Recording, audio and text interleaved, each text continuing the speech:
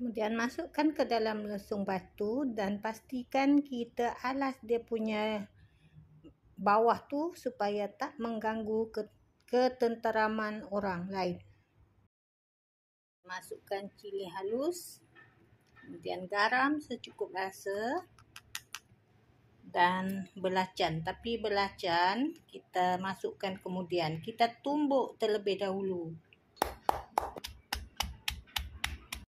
Cili dah hancur. Kemudian masukkan belacan.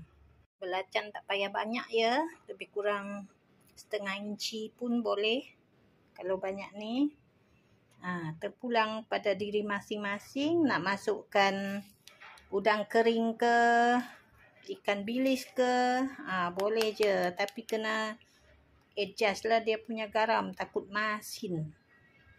Lepas tu kita tumbuk balik.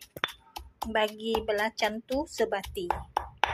Guna kuali legend macam ni, kita panaskan minyak. Lepas tu kita tumis. Tumis-tumis saja, tak payah lama. Dia sekejap saja, dalam 2-3 minit macam tu. Okey, kita angkat. Kita tutup dia punya api.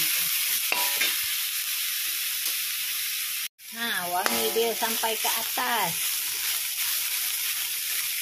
Tingkat atas pun boleh cium wangi dia. Nasi bertambah-tambah.